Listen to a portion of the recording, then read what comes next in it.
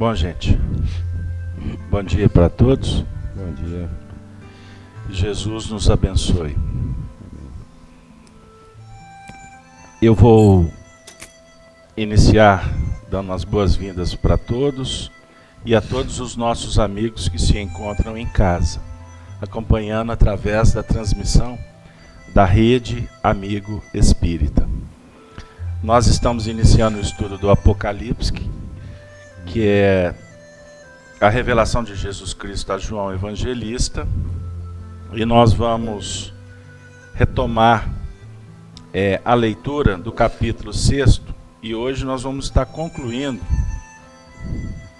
esse episódio maravilhoso que foi esse capítulo 6. Eu vou pedir para o Luiz, abre para mim o Apocalipse no seu capítulo 6. Você vai fazer para nós a leitura do verso 12 até o verso 17, ok?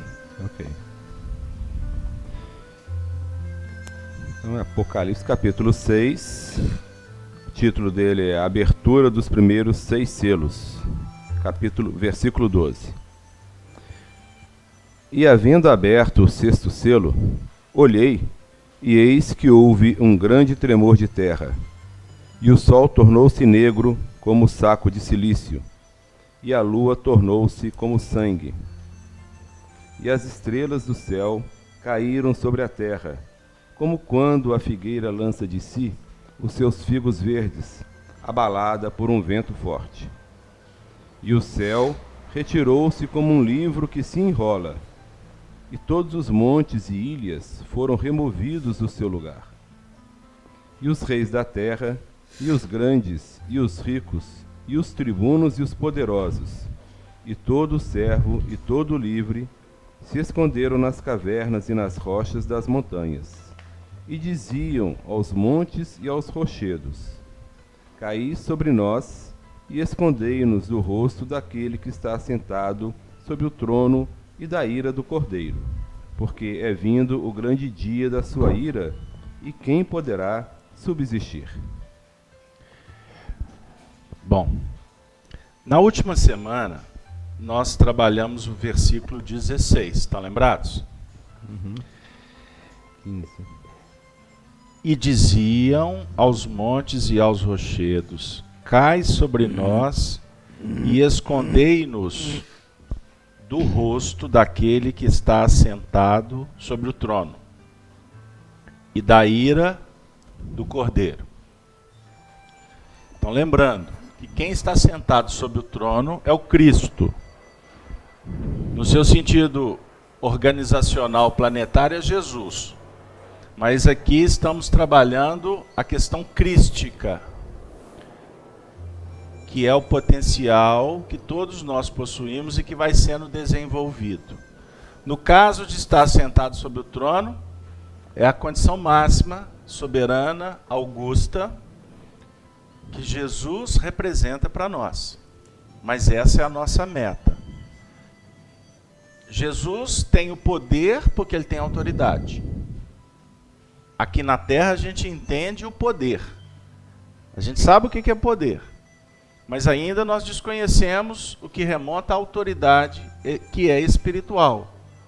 Portanto, baseada na moral, no saber, no sentimento. Certinho? Aqui o texto vem falar sobre aquela condição de estar escondendo o rosto diante do Cordeiro, ou diante daquele que está sobre o trono. Você esconde quando se movimenta o aspecto da vergonha, a insegurança, o medo. Correto?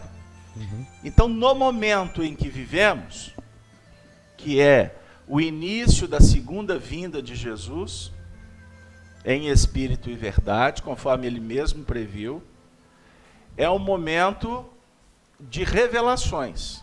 Os véus são retirados e nós vamos nos deparar com os conteúdos que precisam ser trabalhados em nós e por nós.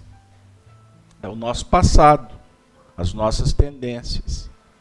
Quando nos deparamos com esta realidade, nos sentimos responsáveis por elas. Então, o esconder aqui não é no sentido de fugir, embora muitos estão fugindo. É no sentido de se sentir responsável e, ao mesmo tempo, comprometidos em remodelar, em refazer. Essa é a ideia do Apocalipse. Então, nós viemos trabalhando na sequência todos os processos que representam esse comprometimento com a verdade, com uma nova vida. Todo o texto aqui anterior foi trabalhado assim, estão lembrados? As ilhas, os terremotos, as terras que se movem, né? O livro que é enrolado, todos os aspectos anteriores. O final desse capítulo, que é o 6º, e o número 6 tem uma representação extraordinária aqui para a gente, que é o 6º dia, essa última etapa da evolução individual, dentro de um contexto macro, planetário, todos estamos vivendo um período que caracteriza como um período de afirmação, consolidação e, ao mesmo tempo, testemunhos. Só que cada um entra nesses dias da semana de acordo com as suas obras, com as suas possibilidades. Tá dando para construir aqui? Tá indo bem? Pois bem, então a humanidade como coletividade está sendo provada. Mas a individualidade que somos, cada detalhe dessa humanidade, estamos em estágios bem específicos do aprendizado. Então o número 6º, ele é o fiel da balança. Ou a gente confirma, ou nós somos convidados a recomeçar. Lá no primeiro dia da semana. Não há punição. Não há castigo. Mas sim um convite para um recomeço. Certo? Então são aspectos que a gente trabalhou aqui. Eu estou tentando sintetizar. O versículo 17, que é o último desse episódio, ele diz assim: dentro de todo esse contexto, é vindo o grande dia da sua ira. E quem poderá subsistir? Ele termina um capítulo falando com a pergunta: e quem poderá subsistir? Porque é o dia, ou o grande dia da sua ira. Então aqui nós temos duas palavras-chave para a gente conversar. Primeira, ele está tratando de um dia. E é um grande dia. Se é um grande dia, não significa que é um dia de mais de 24 horas. É um grande no sentido de importância. Certo? Porque o tempo, ele na verdade é um mecanismo que nos auxilia a perceber as injunções do caminho. Mas a observação do tempo é igual para todos. 1 hora, 2 horas, 3 horas. Certo? Dia, noite, é igual para todo mundo. Só que como nós vamos observar esse tempo e nos comprometer e atuar nesse tempo é diferente para cada um, de acordo com suas obras, de acordo com a sua posição espiritual. Ontem eu estava na porta da escola, conto muito com o seu Cedino lá. Aí eu estava na porta da escola, e geralmente eu sempre estou lendo, refletindo e tal. E ontem, circunstancialmente, eu não estava fazendo absolutamente nada. Eu estava olhando para o tempo. Aí eu comecei a refletir. Quando você está atuando, trabalhando, a sua percepção de tempo é diferente de quem está simplesmente olhando para o tempo. Não é assim? Você adora ir lá para a roça e ficar olhando para o tempo, né, Denise? Captaram o que eu quero dizer? Então, por que é um grande dia? É um grande dia anunciado, aí todo mundo tem que ficar preparado, vestir uma roupa, alimentar diferente, parar as atividades por causa de um grande dia. Para quem tem uma visão do evangelho de fora, é isso aí. Tem muita gente se preparando para esse grande dia, certo? Eu vi um debate entre religiosos, que eu não vou citar a escola, em que estava assim, um líder sendo questionado, quando será ou quando seria a segunda vinda de Jesus, que está no Evangelho? Aí ele foi e recorreu, e olha que eles são monoteístas, ele recorreu a Cronos. Ele foi lá na mitologia grega, Cronos, o deus do tempo, o senhor do tempo. Vai depender de Cronos. Aí eu falei assim, mas eles são monoteístas. Ele está adulterando o princípio que ele professa. Mas a preocupação deles, e a nossa aqui, não é com Cronos. Porque não existe espírito que toma conta de relógio, a não ser relojoeiro. Aí ele tem que estar encarnado, né? Eu fui relojoeiro. O tempo também não é. O tempo também não é o mesmo, né? Sim. Mas o que eu quero dizer é o seguinte, não tem espírito cuidando de tempo. Mas o assunto tempo é interessante para a gente refletir. Caminho, verdade e vida. Primeira lição, quer ver? Rapidinho, pode? A lição, o tempo. Aquele que faz caso do dia, para o Senhor o faz. Paulo, Romanos, o Emmanuel vai comentar, 14:6. A maioria dos homens não percebe ainda os valores infinitos do tempo. Existem efetivamente os que abusam dessa concessão divina. Então tem gente que abusa do tempo. Julgam que a riqueza dos benefícios lhes é devida por Deus. Olha que frase. Nós julgamos que a riqueza, os benefícios, Deus nos deve. Se é devida e é de Deus, então Deus deve para nós as riquezas. Ou seja, nós temos direito de exigir. É obrigação de Deus. É obrigação de Deus. Olha que interessante. Seria justo, entretanto, interrogá-los quanto ao motivo de semelhante presunção. Então quer dizer, se a gente acha que Deus é obrigado a nos dar, isso é presunção. Constituindo a criação universal patrimônio comum, a criação universal é patrimônio comum. Então é patrimônio de todo mundo, certo? É razoável que todos gozem as possibilidades da vida. Contudo, de modo geral, não é particular, é de modo geral. A criatura não medita na harmonia das circunstâncias que se ajustam na terra, em favor do seu aperfeiçoamento espiritual.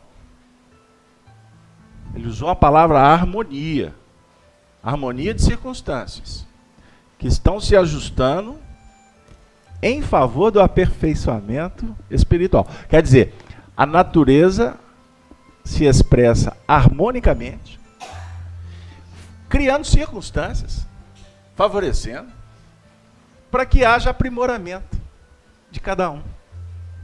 Ou seja, o poeta diz que a vida conspira ao favor do progresso.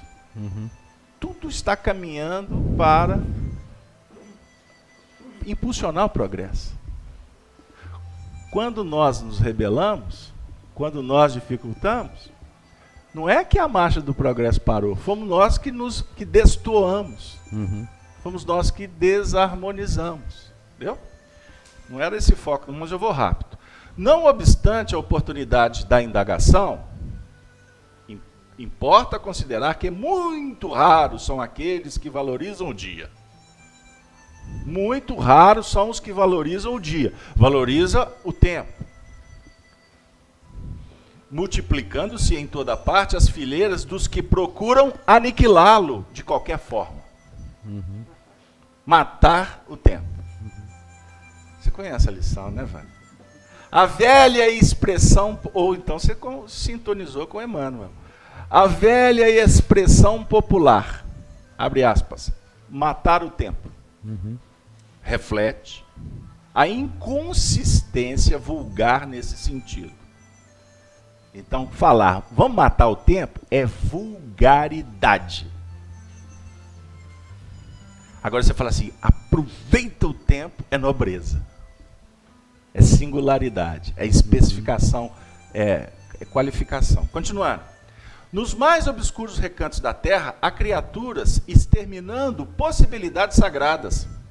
No entanto, um dia de paz, harmonia e iluminação é muito importante para o concurso humano na execução das leis divinas. Olha que extraordinário. Todo o tempo que é aproveitado, na verdade, no campo da paz, o que é a paz? O prêmio do trabalhador. Harmonia. Você trabalhando, você vai estar se harmonizando. A paz te proporciona a harmonia, para dizer que a harmonia também proporciona a paz. E ele usa outra palavra, iluminação. Opa! Então no dia eu também tenho que me iluminar. Eu vou para a igreja, eu vou para iluminação. O que é iluminação? Sabedoria e amor. Vou ficar por aqui, porque senão a gente vai só nessa... É muito importante para o concurso humano a execução das leis divinas. Então, olha didático como é, Emmanuel. Paz, harmonia e iluminação. Tudo isso vai favorecer para que nós executemos as leis divinas. Quais são as leis divinas? Aonde está escrita a lei divina? Sua consciência. Então, quando você trabalhar com a sua consciência, eu vou inverter agora, né? Parece o contrário. Quando você trabalhar com a lei divina, que está dizendo assim, vai a FEAC hoje, sábado de manhã, debaixo de chuva, tem estudo do Apocalipse. A lei divina te impulsionou, certo? Mas um instinto de conservação disse assim, mas você podia ter ficado dormindo.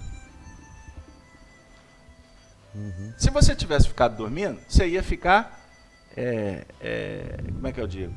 Muito feliz, muito satisfeito no campo fisiológico, que vai te trazer repercussões de um certo bem-estar. Mas, em compensação, você ia, quando desse 10 horas, puxa vida, acabou isso tudo lá na FEAC, eu não fui. Ou então, continua dormindo até 2 horas da tarde, porque com essa chuva, né? Olha que beleza. Tem quanto tempo que não chove em BH? Há muito tempo. É porque a gente não tem merecimento, porque essa chuva é abençoada. Voltando. Aí acorda lá pelas 2 horas da tarde, a mãe já trouxe almoço, o marido já fez o supermercado, o filho já arrumou a casa, tudo, e você... Aí dá 2 horas da tarde, você levanta, o corpo assim... mas tá faltando alguma coisa. Ou seja, você, querendo ou não, você está desarmonizado.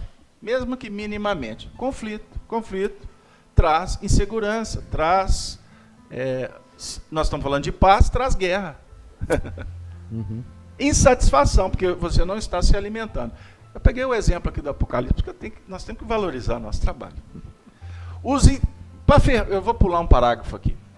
Para uns vão falar que o tempo é dinheiro, etc, etc. O Emmanuel termina assim, em quase todos os setores de evolução terrestre, vemos o abuso da oportunidade complicando os caminhos da vida.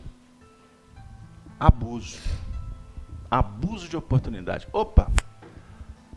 Outra palavra-chave aqui do texto. Isso aí a gente tem que estudar com equação, né? Você tem que pensar e entender. Você fazer o estudo do evangelho é assim. A palavra abuso que brilha na minha frente. Então, quando eu mato o tempo, eu estou abusando.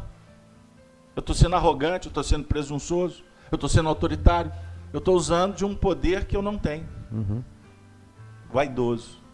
Então, todo o abuso de oportunidade, complicando os caminhos da vida. Né? A gente vê por aí. Entretanto, desde muitos séculos, o apóstolo, Paulo de Tarso, nos afirma que o tempo deve ser do Senhor. Pegaram aí? Então, o tempo é do Senhor. Nós estávamos falando das pessoas. Explica, Casalberto. Tá bom. Eu já ia pular. Por que o tempo é do Senhor? O que é o Senhor? Deus. Deus no seu sentido do Criador do universo? Ou o Senhor no seu sentido de completude íntima, concepção de vida? Então nós temos Deus e o diabo na nossa intimidade. Deus é a luz, o diabo é o contraditor, o diabo é o opositor. O diabo, na verdade, são forças que resistem para que não haja a dinâmica do progresso. Então, não tem aqui Deus pessoa, não tem diabo espírito das furnas. Não estou me referindo a isso. Nós estamos falando aqui de todo esse movimento que te impede de compreender a vida. Ele precisa de ser superado. Ele precisa de ser vencido. Certinho?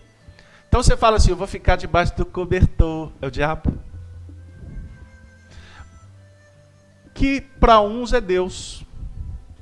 Mas para quem já está entendendo a dinâmica do trabalho, valorizando as oportunidades, o ficar na cama é o inferno. Não dá para ficar na cama. Deu, gente? Eu estou brincando aqui com um exemplo simples.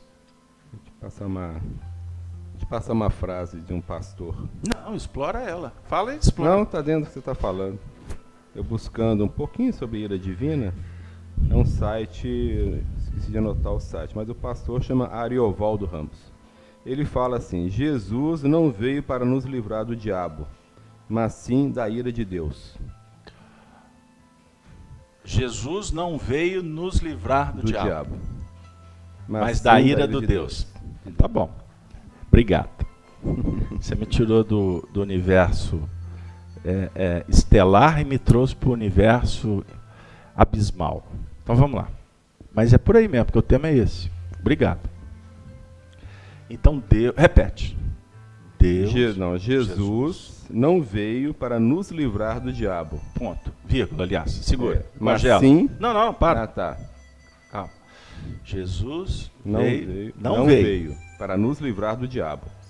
Então tá. Lembrar que a conotação diabo para o evangélico é uma, para nós é outra. Certo. Né? Então vamos trabalhar com o diabo nessa concepção tradicional. Certo. Um espírito que está uma criatura, né? Uma criatura. Uhum. Então Jesus não veio para nos livrar dele. Por quê? Porque o amor combate a treva? Não. Quem está combatendo a treva não entende como que funciona. Está perdendo tempo? Não está perdendo tempo, sabe por quê? Está usando mal o tempo. Para quem já entendeu, para quem está compreendendo o processo no seu sentido mais amplo, vê como uma oportunidade. Uhum. Que não lhe satisfaz, mas que atende o anseio de quem está brigando com a treva. Uhum. Pegaram? Pegou, Denise? Pode falar. Tem um questionamento aqui do Arnaldo. Ele perguntou assim, é possível o corpo, ele coloca corpo entre aspas, se referindo às sensações da matéria, corromper o espírito, entre aspas, imortalidades e matar o tempo? Como é que é? Não entendi. É possível o corpo corromper o espírito e matar o tempo? O corpo, ele se refere às sensações da matéria e o espírito, entre aspas, imortalidade. Se eu me permitir viver a sensação, quem comanda é o espírito. Se eu me permito viver a sensação, o corpo vai vencer. Mas na verdade não é o corpo, é o espírito que dirige. Mas deixa eu voltar aqui, senão eu perco. Então Jesus não vem combater o diabo. Ele não vem livrar, não. Jesus vem apontar o caminho do crescimento. Uhum. Quem vem nos alertar para as concupiscências, ou que vem nos contar sobre a concupiscência, é a verdade que está sendo elaborada por nós.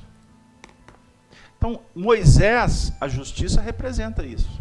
Não mateis, não cobiceis, não adulterar. É não, é impeditivo. E esse não é a vida que está te ensinando. Você senta com um jovem, ele te pergunta sobre... Ele quer a chave para bem viver. Acho que eu vou lá, o que é isso, o que é aquilo. Aí você pode filosofar. Mas quem vai descobrir é ele. Jesus Jesus é o Senhor dos Espíritos. Então, se nós formos estudar as regiões complicadas do astral inferior, estes espíritos, que até se autodenominam diabos, diabólicos, por exemplo, eles não pronunciam a palavra Jesus. Vocês já prestaram isso? Atenção nos livros, por exemplo, mediúnicos? O André Luiz narra assim. Geralmente, em reuniões lá nos planos inferiores, ou em diálogo, até com espíritos que estão tentando ajudar, quando eles vão se referir a Jesus, eles chamam ele de Cordeiro, daquele Messias lá, do filósofo, do líder. Não pronunciam a palavra Jesus.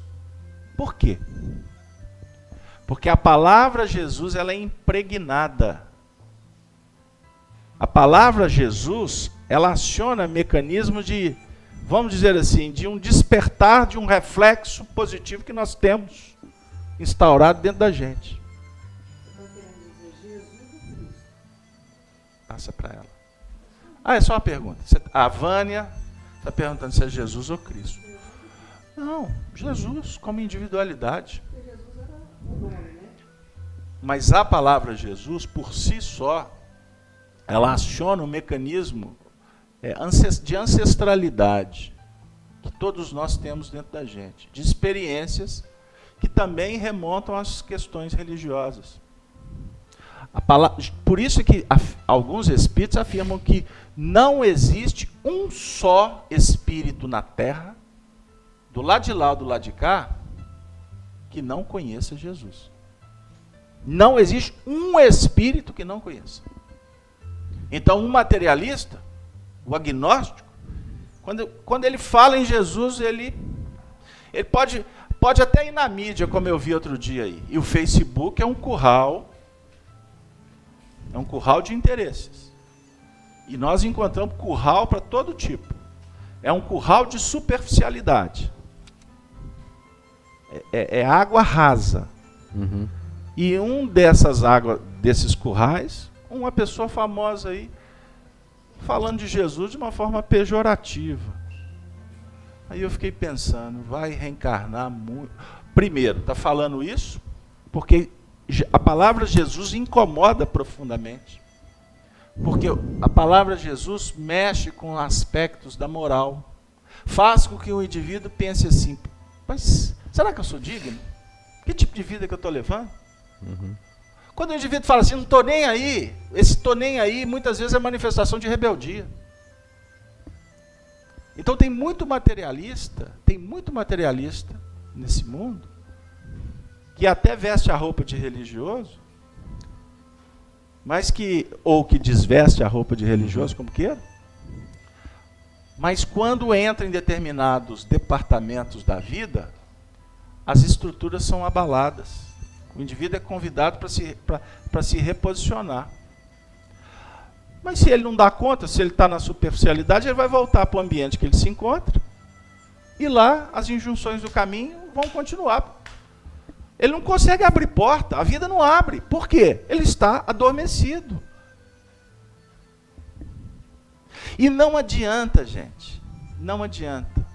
Eu vejo em reuniões mediúnicas, ditos doutrinadores, conversando com determinados espíritos, como se tivesse autoridade soberana para dizer para o espírito o que ele deve fazer, se ele não pode. Tem gente já falando para o espírito ir embora do planeta. Vocês acreditam numa coisa dessa? Os espíritos ficam do lado de lá morrendo de rir.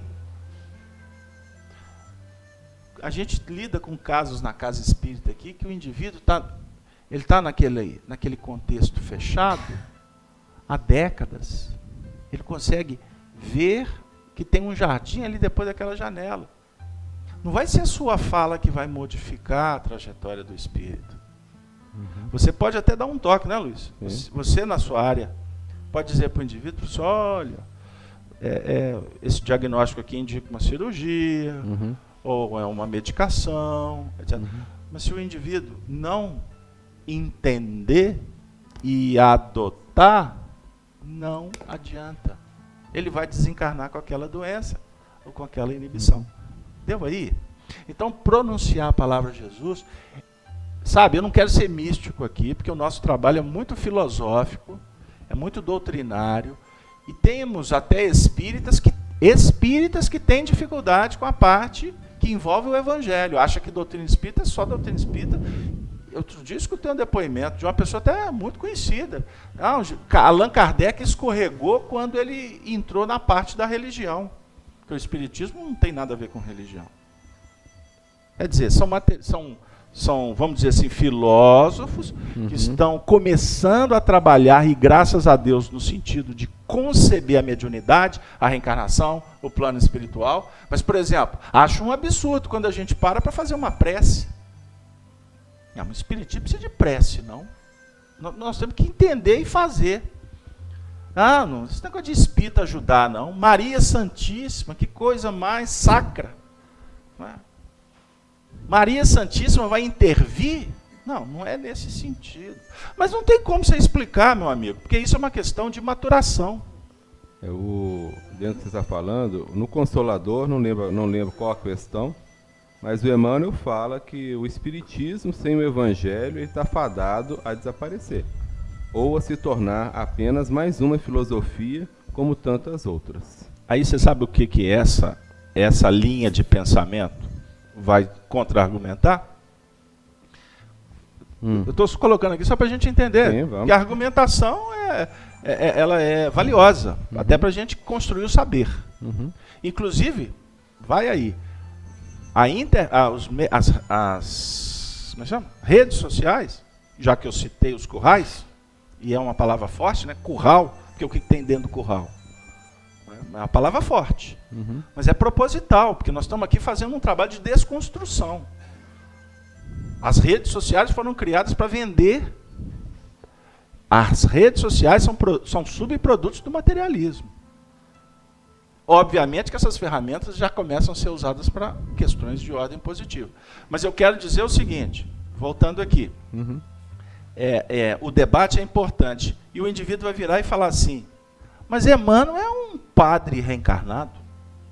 Emmanuel não tem alcance, ele não tem profundidade para entender Allan Kardec.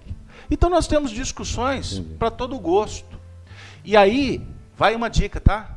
A gente tem que aprender a entrar nos currais sem intolerância.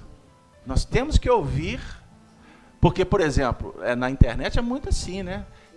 Se você é político, tem gente que adora política na internet, gasta-se o tempo inteiro debatendo política na internet como se fosse resolver o mundo. Mas se ele está num curral, se falar assim, vem para esse outro curral que pensa diferente, o indivíduo perde totalmente a estrutura psicológica, porque ele quer conversar naquele ambiente que ele domina, ou que ele pensa dominar. Mas quando você leva ele para um outro celeiro, que ele vai ver as outras linhas de pensamento, ele não vai ter dinâmica operacional ali, então não serve. Aquele candidato não presta, aquele partido muito menos, aquela religião para mim não satisfaz. Lembram que você perguntou Jesus ou Cristo? A grande maioria da humanidade, e o texto está trabalhando isso aqui, nesses tempos que vivemos debaixo dessa ira de Deus. Eu acabei não explicando, hein? Jesus não vem nos libertar do pecado. Ele vem apontar um caminho. Tanto é verdade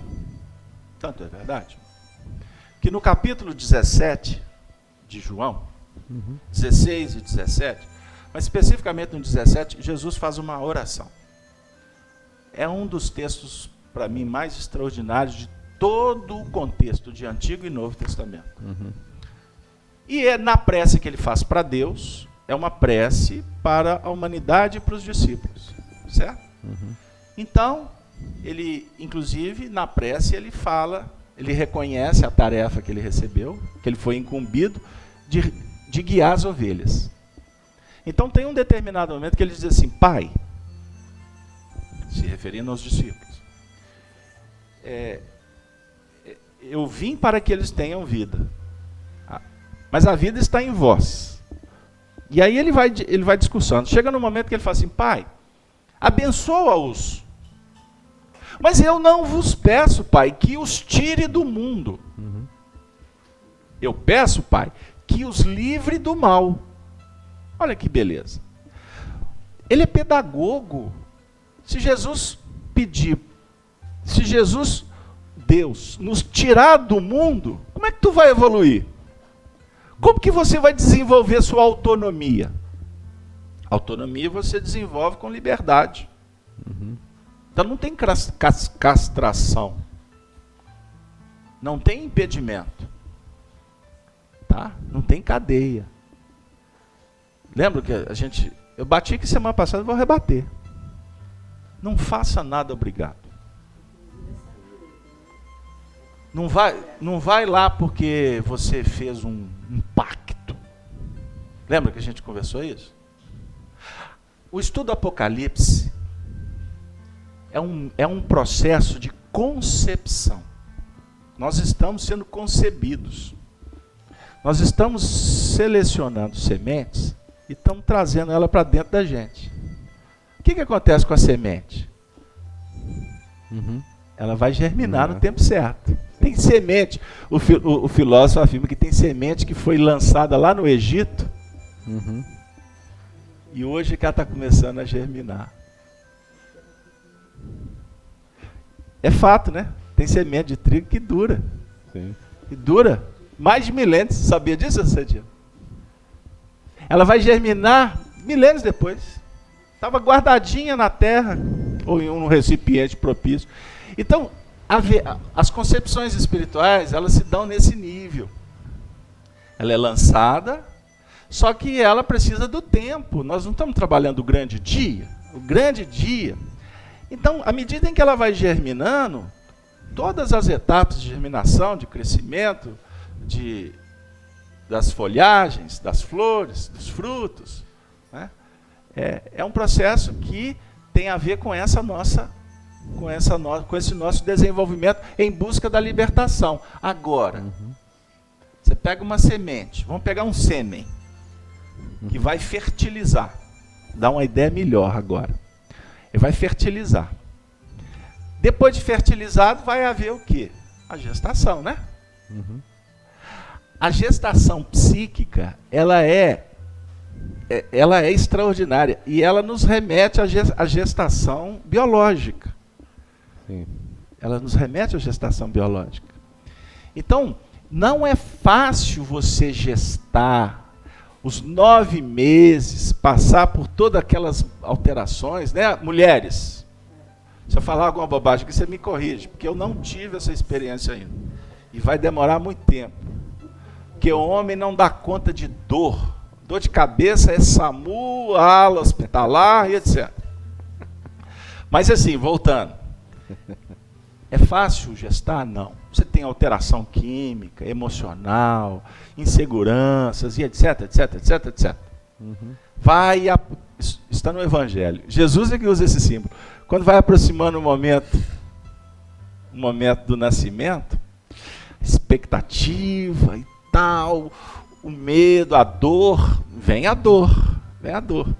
Mas depois que passa, né? Nas nossas épocas, nossas avós, né, que tinha logo, era 15, 20, hein? Que festa, hein? Esse final aí que você está falando de gestação pode ser o 6º dia, né? É o 6º dia. É isso aí, o 6º dia. Aí nasce o filho.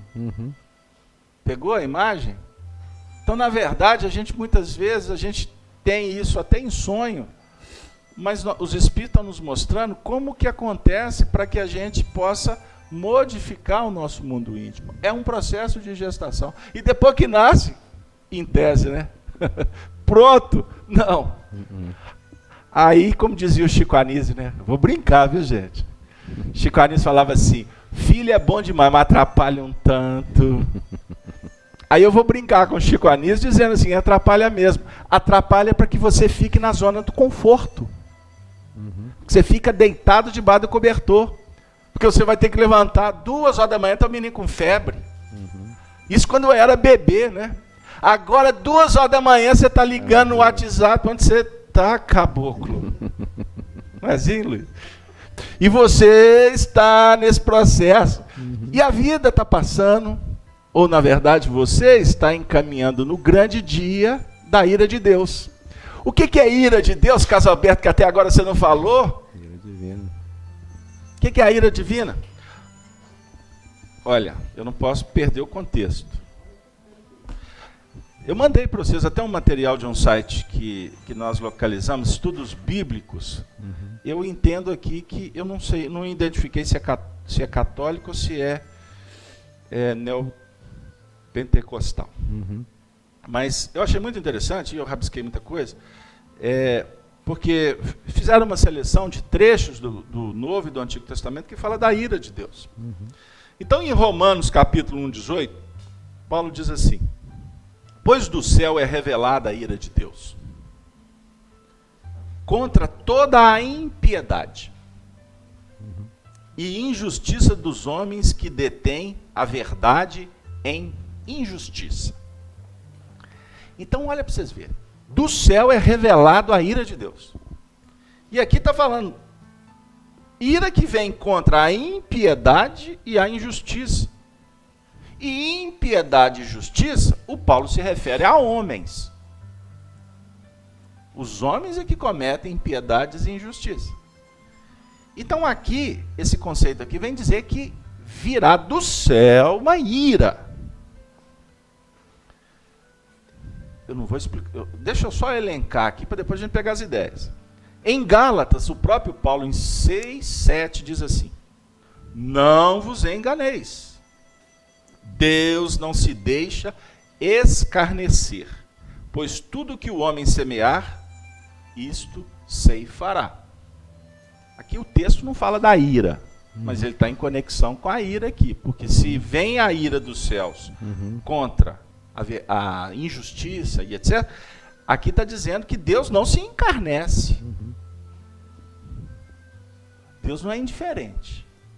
Não é isso? Você pode pensar aí na ira, nesse aqui significando essa colheita, Não, sim. né? A amarração é essa, para dar essa ideia mesmo. Ah, tá. Então tudo que o homem semear, ele vai ceifar.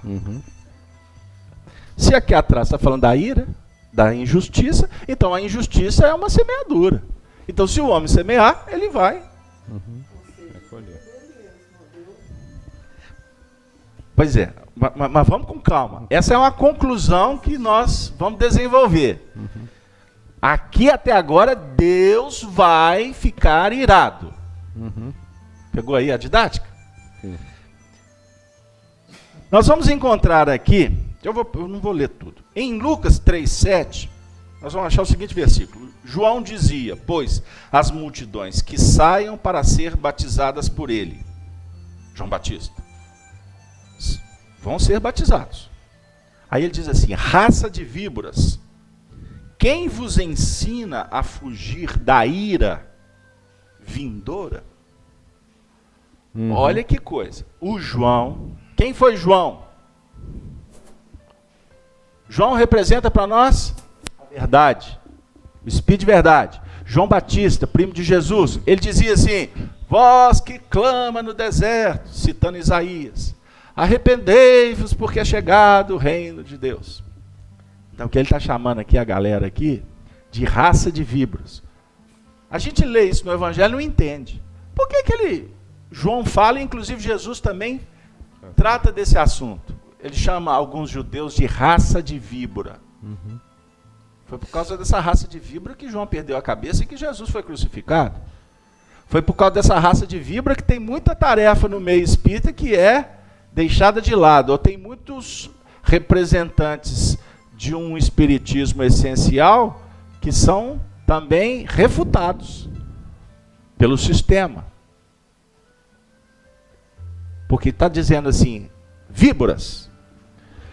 A víbora vai nos remeter ao quê?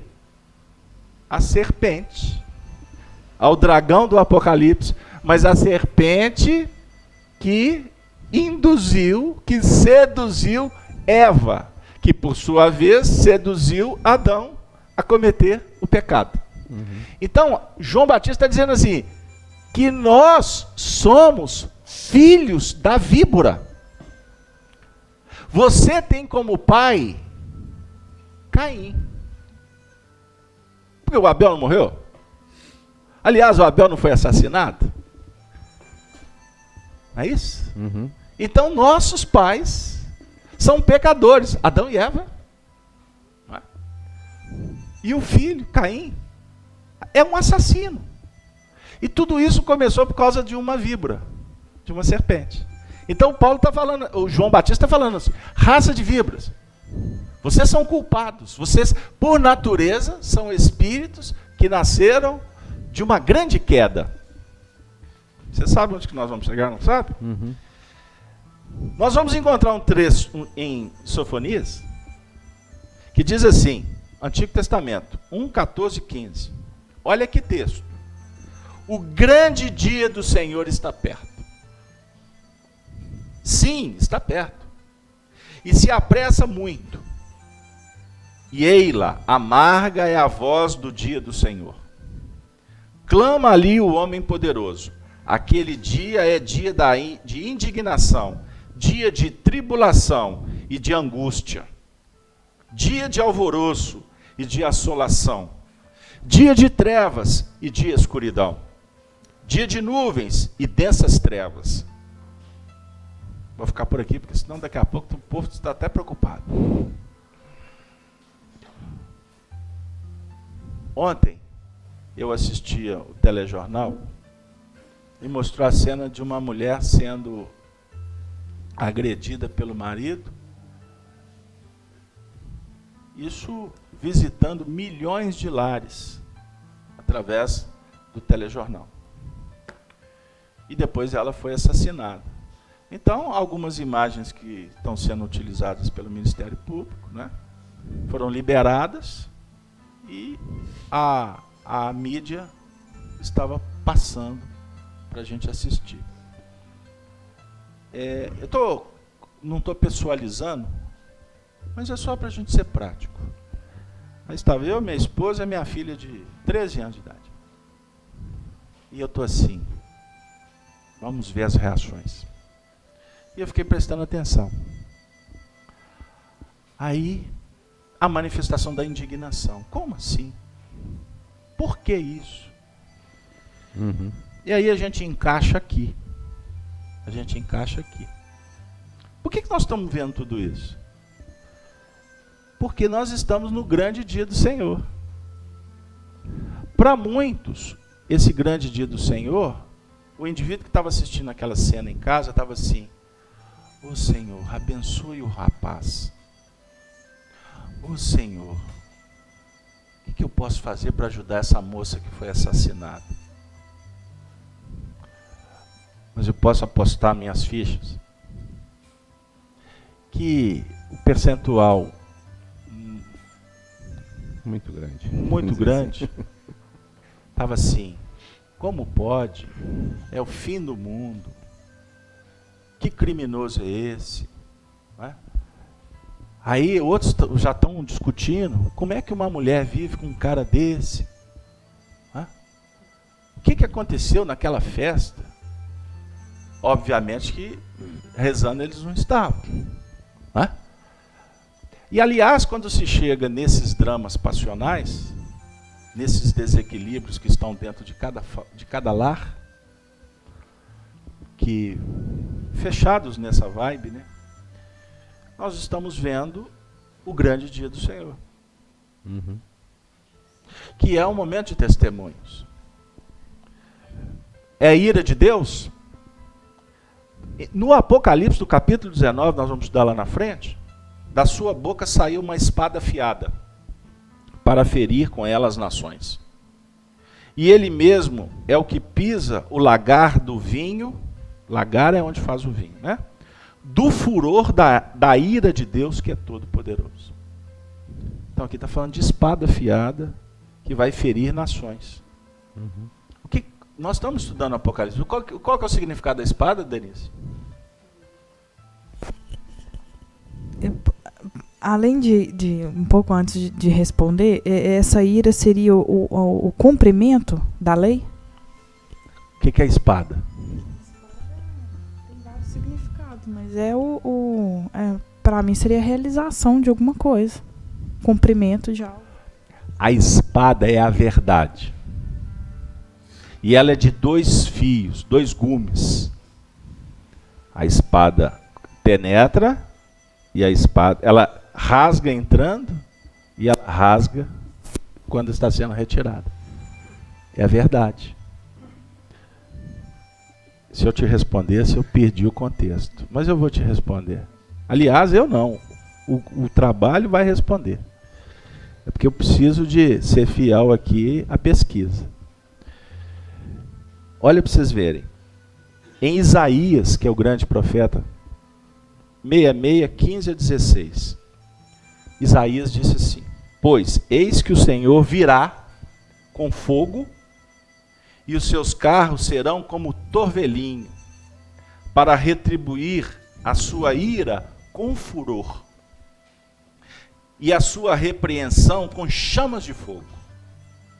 Porque com fogo e com a sua espada entrará o Senhor em juízo com toda a carne, e os que forem mortos pelo Senhor serão muitos.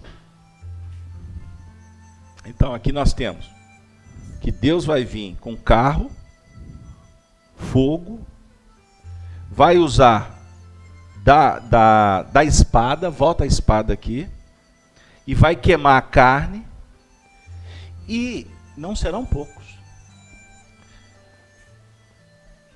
Paulo em Hebreus diz que o nosso Deus é um fogo consumidor. Olha a palavra fogo aqui. Então agora Deus é consumidor, é um fogo. Em Lucas, Jesus, no capítulo 12, 49, Jesus diz assim: vim lançar fogo à terra. E que mais quero, se já está aceso? Então, ele fala que ele veio lançar fogo e ele está muito feliz porque o fogo está aceso. Agora, eu vou citar só mais um salmo. 69, 24. O salmista diz assim: derrama sobre eles a tua indignação e apanhe-os o ardor da sua ira. Chega, né? Senão vou ficar até 11 horas da manhã lendo texto sobre a ira. Mas aqui a gente já pode fazer a seleção. Vamos a Allan Kardec, o livro Gênesis, tradução da primeira edição, a baita tradução da Seco, é uma senhora, através da editora Celde, que é a tradução fiel, sem qualquer modificação. Voltando, lá nós vamos encontrar Allan Kardec falando sobre o princípio do bem e do mal. Ele vai estar falando do instinto. Ele vai estar falando também da providência divina. Allan Kardec desenvolve a teoria do livre-arbítrio de uma forma magnânima, a definir que nós somos criados, resumindo, simples e ignorantes. E que vamos nos responsabilizando à medida em que nós vamos nos desenvolvendo. À medida em que nós vamos socializando, vivendo em comunidade. Então a doutrina espírita é farta de ensinamentos. Lá no, por exemplo, o Evangelho segundo o Espiritismo, nós vamos encontrar um texto do Lázaro que fala sobre o amor. Que lá atrás a gente tinha instintos. Depois o homem desenvolve sentimentos. O sentimento caminha para o amor. Então existe gradação. Se nós temos o livre-arbítrio, e o livre-arbítrio ele é desenvolvido por nós ao longo do tempo, Deus nos concede o tempo para que a gente evolua. E Ele está dizendo para que nós sejamos senhores do tempo. Então o Cronos, lá na mitologia, que foi um recurso utilizado pelo religioso, na verdade não existe um espírito que toma conta do tempo, a não ser você. Então nós temos que buscar no arquétipo dos deuses os potenciais que nós temos que desenvolver e que já estão sendo desenvolvidos. Então, a providência divina nos oferece, nós acabamos de ler um texto aqui do Emmanuel, a providência divina, a natureza, numa expressão de Maria Dolores, o Espírito, através de Chico, Maria Dolores fala assim, que a natureza é um colo de mãe expectante. A gente lê a poesia, a frase, e só fica prestando atenção na rima. A natureza é um colo de mãe expectante. Regina, fala para mim o que você entende de colo de mãe expectante. Nós estamos expectantes. Aí um colo de mãe expectante seria a gente... eu vou falar isso da minha intimidade, não de fora, mas de dentro. A partir do momento que eu tenho um conhecimento, eu tenho que colocar ele em prática, eu tenho que agir. Então, o colo de mãe expectante seria eu mesmo esperando de mim a ação daquilo que eu aprendi. O que a Vânia pensa disso? O colo de mãe expectante, o colo de mãe é o aconchego, né? O aconchego interno e também externo, porque se a gente não tiver, né, essa intenção interna, né, de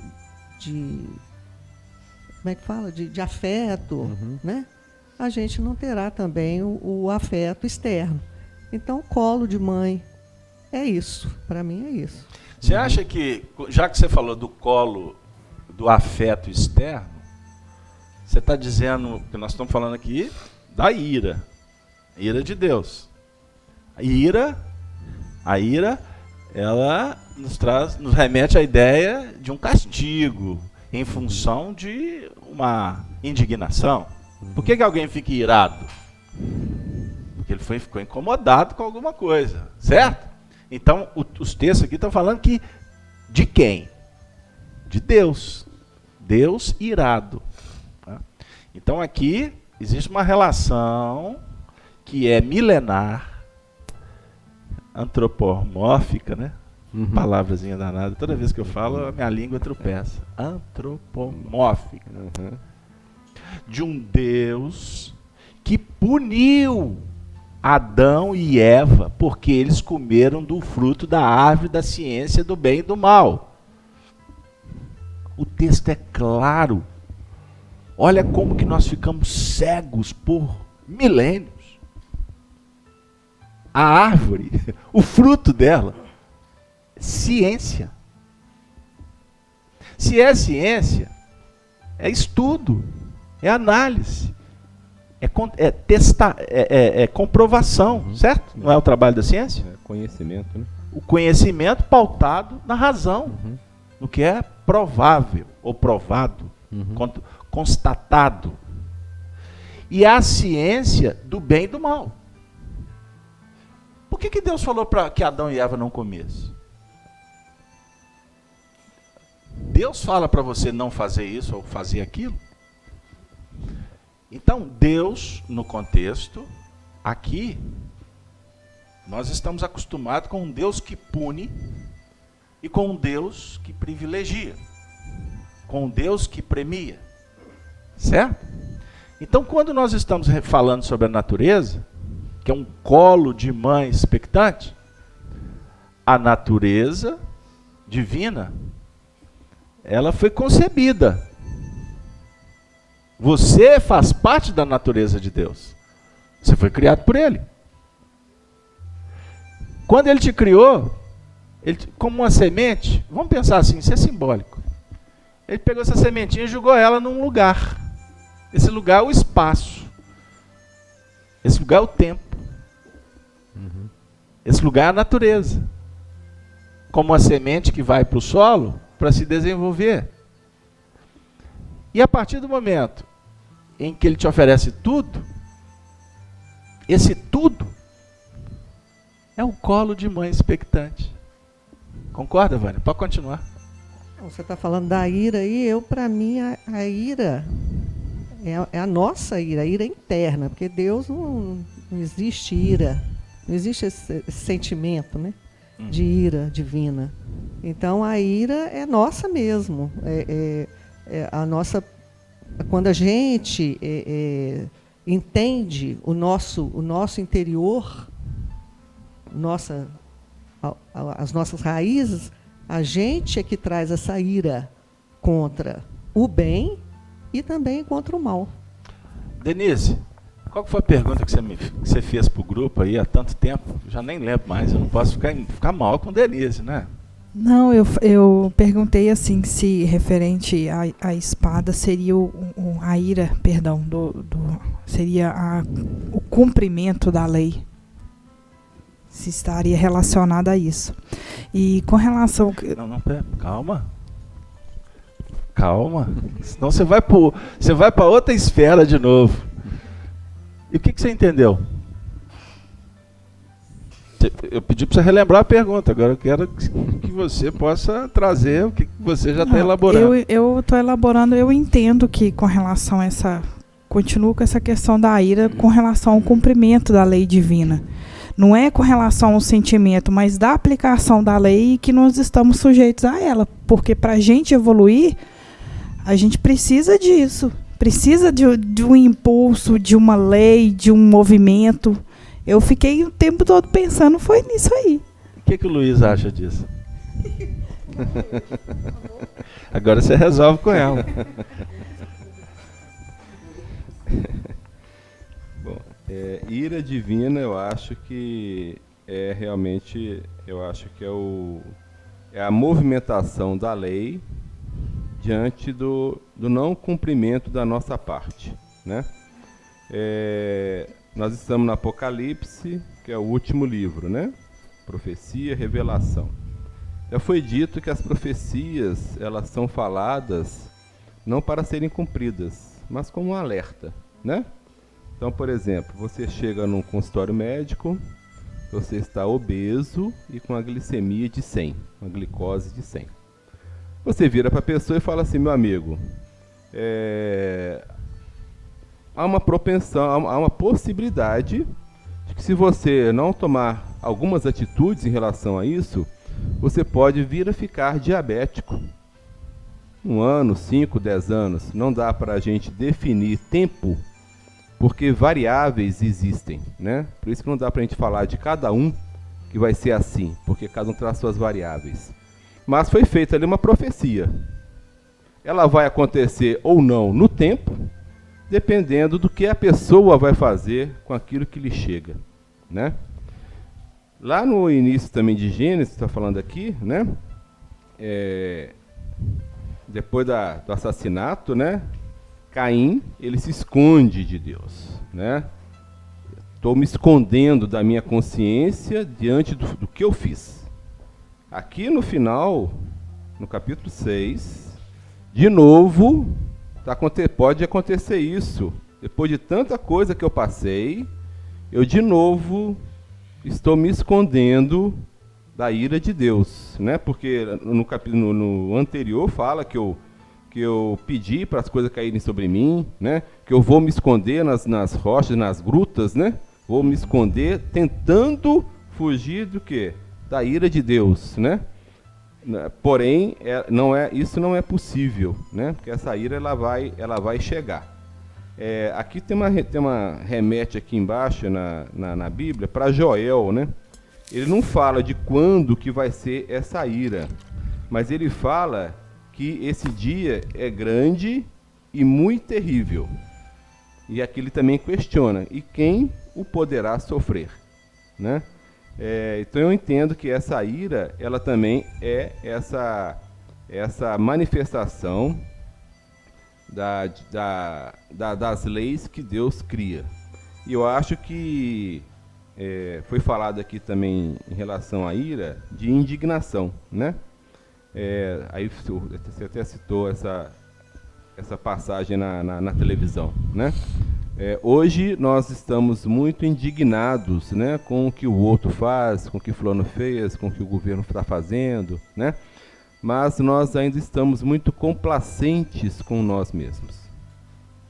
Ficamos pouco indignados com a gente e muito indignados com o outro, né? Então eu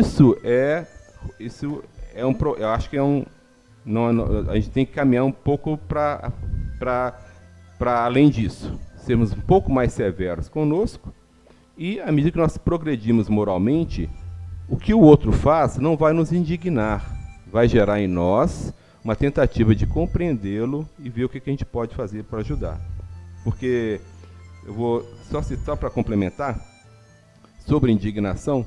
No Fonte Viva, na lição 86, o Emmanuel fala assim: a indignação rara, quando justa e construtiva, no interesse geral, é sempre um bem quando sabemos orientá-la em serviço de elevação. Contudo, a indignação diária, a propósito de tudo, de todos e de nós mesmos, é um hábito pernicioso de consequências imprevisíveis. Né? Então, é isso que eu tinha para falar. É isso aí? Pois é. Aonde está escrita a lei de Deus? A nossa consciência. Nós começamos a falar responsabilidade, livre-arbítrio, falamos de encarceramento, falamos de culpa. E, na verdade, deixa eu só explicar rapidinho. Tudo que está inserido no Antigo Testamento e que se tornou a base das religiões que se pautaram no encarceramento, no aprisionamento durante milênios, na verdade, é uma falsa interpretação da proposta que está inserida no Antigo Testamento. Porque no campo social, a queda de Adão, na verdade, representa a chegada de espíritos para a Terra que vieram desenvolver um projeto. E a queda, ela tomou uma conotação negativa. Então, espíritos que viviam num outro orbe, quanto o da Terra vive hoje, desse grande dia que está sendo tratado aqui como ira de Deus. Mas, na verdade, é um momento de crise, e toda crise antecede a uma renovação, ou toda renovação pressupõe uma crise, como queira. Então, essa crise que vivemos, na verdade, é porque o fogo, esse fogo devorador aqui, Deus é um fogo devorador. Na verdade, o fogo, ele só é atiçado, né? Você só acende o fogo quando você precisa do fogo. Nós tomamos banho por necessidade. A água para nós é uma necessidade. O fogo nem sempre é. A água fala de questões básicas. A água que nos alimenta, a água que limpa, a água que faz alimentos. O fogo vem depois. Ele foi uma descoberta. A água já existia. Ela não estava na natureza? Então, o fogo é uma outra etapa. Então, João Batista, citado, Allan Kardec, a doutrina espírita, propõe um batismo da água. Arrependei-vos, porque é chegado o reino dos céus. Você tá com a pele toda suja. Ou você está com um ferimento que está purgando ali. Natural, vai passar água, vai sanear. Não é assim? Então, se torna uma necessidade. Você morreu, você desencarna. Desculpa. Você viveu, você vai desencarnar. Vocês desculpem, porque a bateria tá... Semana foi complicada. A semana foi desafiadora aqui para nós na FIAC. Porque nós estamos tratando... Vocês não têm noção do tanto de problema que nós tivemos aqui, né, Cláudia? A equipe aqui sabe. Problema espiritual de toda a ordem. Gente passando mal aqui, gente vindo para cá, tendo problema surtos em casa, reunião mediúnica, aconteceu de tudo aqui essa semana. Porque nós estamos vivendo um fogo devorador aqui, inclusive até havendo uma seleção. Por quê? Nós estamos tocando em assuntos aqui que nós estamos vendo aqui, que são complexos. Nós estamos falando do sistema. Nós estamos falando de um sistema materialista e um sistema místico que imperou durante muito tempo. Esse trabalho que o Espiritismo agora começa a se abrir mesmo, propõe uma reflexão de alcance para os próximos milênios. Então, por enquanto, nós estamos tomando água. Nós estamos procurando renovar com o batismo de João Batista. João Batista é o precursor para o Evangelho. Por isso é que eu acabei citando aqui que tem espírita que tem dificuldade com o Evangelho. Pode falar de Jesus, não. Mas estão vinculados a João Batista. Certo? João Batista é o precursor. Então nós estamos nos preparando para que seja instaurado o processo do fogo.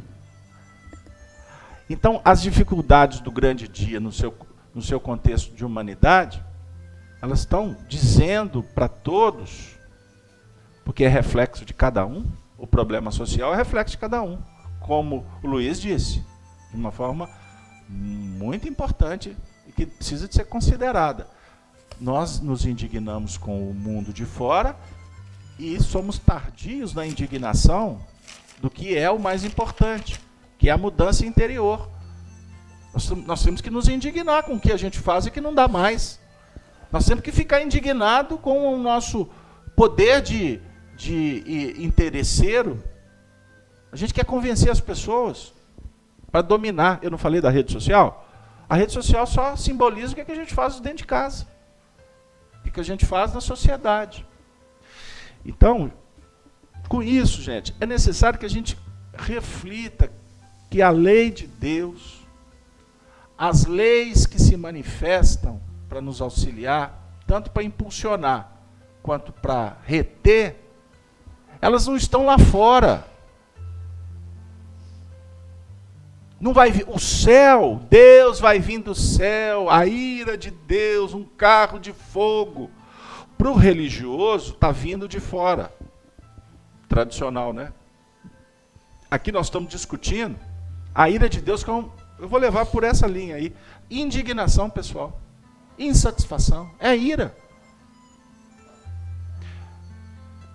Eu comentei aqui quinta-feira, citando o sermão profético, quando Jesus disse, naqueles dias até o amor se esfriará. Lembra disso, Cláudio? O amor se esfriará.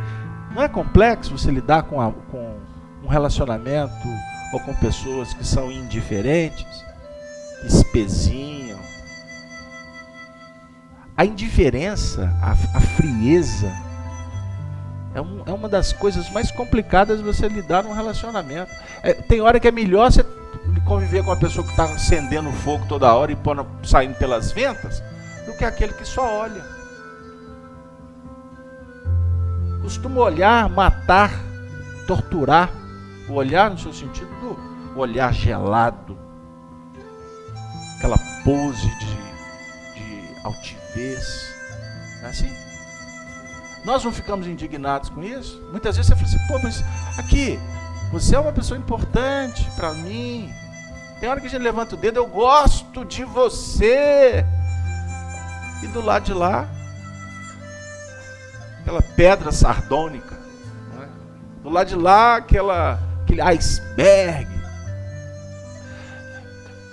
Aí a gente vai sendo convidado por Jesus, que é manso, no seu sentido de benevolência, de candura, de um amor que manifesta um colo de mãe. É um atendimento que vem de fora para nos dar estímulo, força e segurança para continuar fazendo. Então ele fala assim para nós: sereis reconhecidos como meus discípulos por muito vos amardes. Então essa condição de ficar querendo que o outro te ame não é condição de discípulo. A obediência com relação às leis de Deus, que nós durante milênios entendemos ser, é aquela obediência, isso não pode, isso não pode, isso não pode. obediência não é nesse sentido que enceguece, que encarcera. Obediência no sentido de agir ouvindo a voz do coração. Ninguém tem o direito, ninguém tem autoridade para intervir no seu livre-arbítrio. Foi um outro texto que eu citei aqui do Emmanuel, que está no livro Emmanuel. Um tópico que é intitulado Livre-arbítrio e Determinismo. O Emmanuel foi questionado. Existe o determinismo divino mesmo? Como é que é essa questão do fatalismo? Como é que é a questão do livre-arbítrio? Aí o Emmanuel coloca, na esfera individual, o determinismo é uma lei inderrogável, inviolável.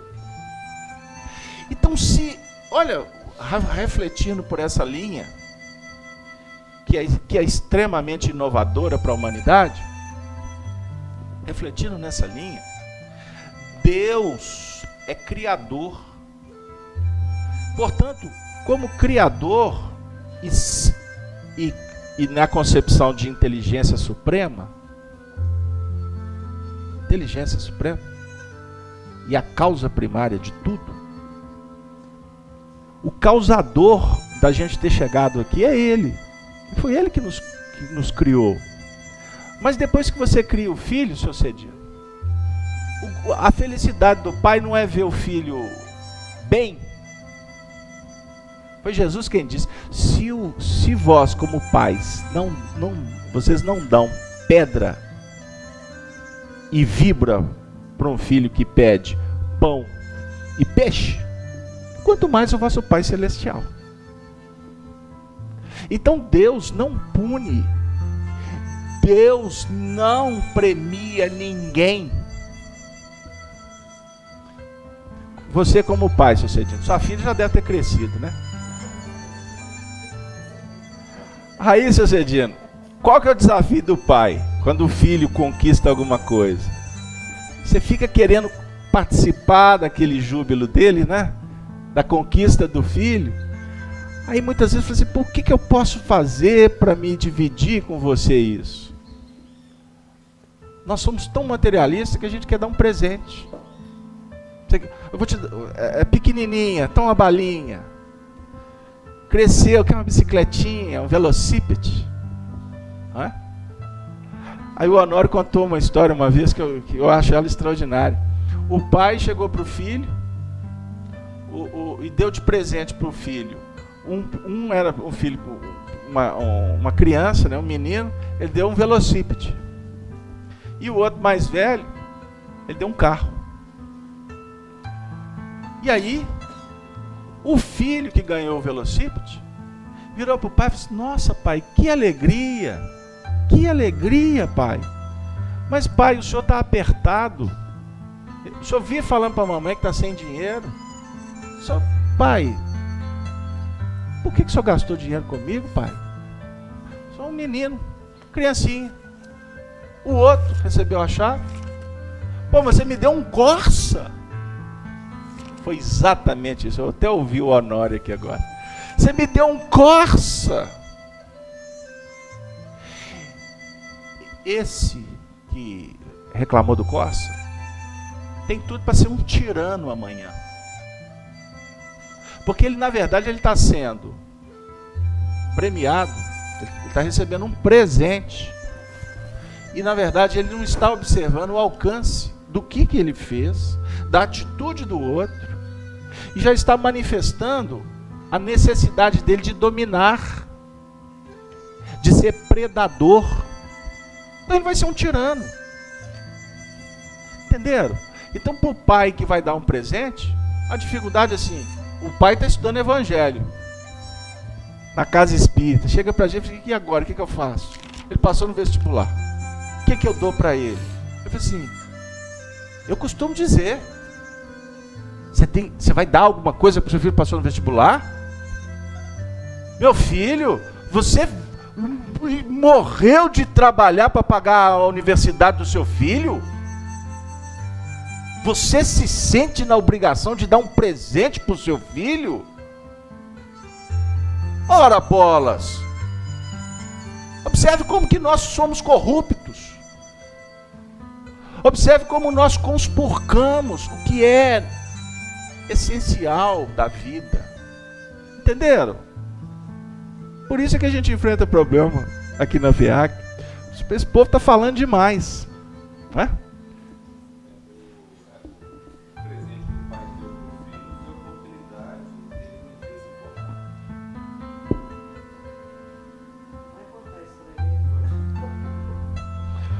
Por quê? Mas por quê? Mas você está falando assim, vai contar para ele. Você quer ver? Eu vi uma frase essa semana que espelha exatamente o que você falou. Uma avó que nina um neto, como é que é? Uma avó que ninou o filho, é uma avó que vai criar o neto.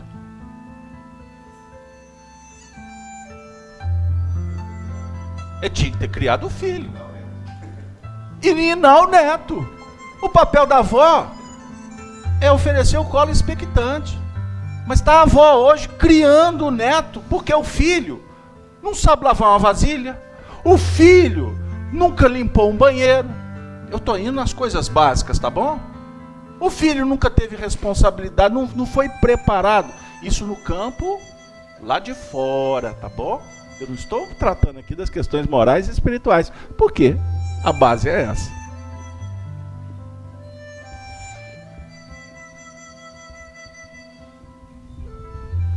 O tempo acabou.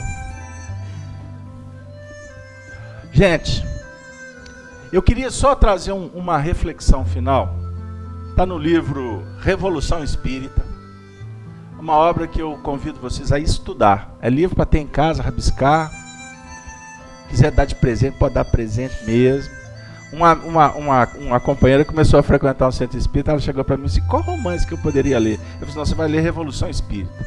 Eu vou logo dar bater um martelo na sua cabeça, porque você já chega com bagagem para ler esse livro Revolução Espírita, para você não entrar no espiritismo enganada, com esses xaropinhos que tem por aí, que são obras que atendem a massa, tem o seu valor. Mas se você quiser entrar para o espiritismo, inclusive para você saber o que você está fazendo aqui. Porque nós, o centro espírita, prescinde da gente. Nós não somos imprescindíveis. Mas costumamos estar aqui achando que nós somos alguma coisa. Paulo, vou deixar para semana que vem. Não dá. Mas só um conceito. Tá bom, já que você reclamou dele. Você sabe que Emmanuel Kant, o filósofo, que estudou Rousseau, que estudou Voltaire, que estudou Newton, que foi daqueles que fomentaram a Revolução Francesa, ele inventou uma palavra ele criou uma palavra chamada heteronomia. Eu já falei disso aqui um tempo atrás. O que é heteronomia? A palavra é formada pelo radical grego héteros, que significa outro, diferente. E nomia vem de nomos, ou seja, lei. Heteronomia, na verdade, é a aceitação da lei do outro. Significa a aceitação de normas que não são nossas. Nas religiões representa obediência passiva à lei divina por temor a Deus, ou aos deuses no politeísmo. No pensamento materialista, a heteronomia é a submissão aos valores e às tradições das sociedades, criados em função de determinações naturais da dor e do prazer. Heteronomia representa dependência, submissão e obediência cega. A doutrina espírita propõe a heteronomia? A doutrina espírita, baseada num pensamento de Rousseau, estudando a psicologia moral do homem, vai descobrir um terceiro caminho, reconhecendo que por ele se chega às verdades da natureza moral de Jesus. Qual é o terceiro caminho? o da autonomia, representada por leis morais naturais na consciência, que o homem simples a compreende pela razão e exerce pela liberdade, em busca do seu aperfeiçoamento, como genuinamente ensinou Jesus ao afirmar que o reino de Deus está dentro de nós. Se o reino de Deus está dentro de nós, as leis divinas estão dentro de nós. Quando nos equivocamos, nos desarmonizamos, a lei divina vai estar dizendo para nós que nós precisamos de recompor. Então o indivíduo fica diabético. É a lei divina que está nos punindo? Não. Porque eu fui alertado e eu não segui. Então eu me desarmonizei. E desarmonizado, eu preciso me reharmonizar. Então doença, saúde não significa ausência de doença. Num conceito mundial da medicina, né? Da saúde. Saúde é estar bem, socialmente, moralmente, psicologicamente. E hoje em dia foi incluído espiritualmente falando. Tanto que a medicina do futuro hoje já abre portas para tratar também da alma. E que o Espiritismo já inaugurou isso há muito tempo. Que Deus nos abençoe. E vamos sempre lembrar que Deus não fica irado, Deus não fica bonzinho, Deus não fica te culpando, Deus não... nada disso. Deus é amor e por isso que somos frutos do amor. E quando frutificamos o amor, tudo se ajusta na natureza. Pois a natureza é um colo de mãe expectante, que estará sempre pronto para receber outros filhos. Este é o nosso papel. Outros netos também. Que Deus nos abençoe. Eu fui falando aqui para as vovós presentes. Eu agradeço a presença de todos, a audiência. Peço desculpas porque o início do trabalho aqui é complicado. É muita coisa para ajustar e nem sempre a gente recepciona devidamente. Mas eu espero que vocês compreendam e orem por nós. Eu peço que todas as vezes vocês se lembrarem da FEAC, lembrem desta nave que está indo numa direção do amor e da verdade. E para que nós possamos continuar nessa viagem, nós precisamos de amigos.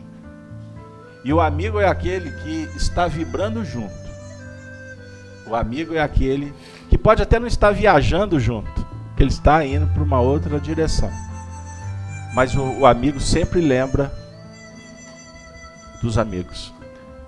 E outro dia um amigo disse sobre um poeta que desencarnou há pouco tempo aqui no Brasil. E eu gosto muito dessa frase. Ele disse que amigo você não escolhe, amigo você os reconhece. Você sabe verdadeiramente quem é amigo. Amigo está junto, principalmente nas horas amargas da vida. Aí na terra se julga que o amigo é aquele que está do lado das brincadeiras, das coisas boas. No dia que tu ficar em dificuldade, você perceberás quem realmente você pode contar. E para nós, estudantes do Evangelho, eu não posso encerrar a reunião sem dizer que de todos os títulos que nós elegemos para Jesus, inclusive o mais importante, que é o de mestre, chegar-se a um tempo que nós vamos substituir todos e vamos ficar apenas com o de amigo, porque foi ele quem disse: ide, cada um para sua parte, tende bom ânimo, estarei convosco, mas jamais vos deixarei órfãos. Não me chamais mais mestre, porque Porque o mestre não pode contar tudo. Me chame de amigo, porque o amigo divide as coisas verdadeiras da vida. Foi Jesus quem disse.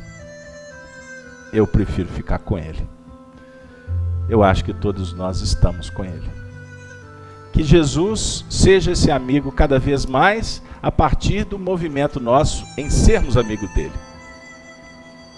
E assim possamos de mãos dadas caminhar nesse grande dia do Senhor, porque agora o grande dia do Senhor para nós não é dia de tormento, é o dia da redenção. Muito obrigado. Assim eu encerro o estudo da manhã, desejando a todos um bom final de semana e que semana que vem possamos estarmos juntos. Agradeço ao Luiz. Semana que vem o Júlio vai estar aí conosco de volta. E para encerrar, vamos pedir que a Cláudia faça a prece final por nós.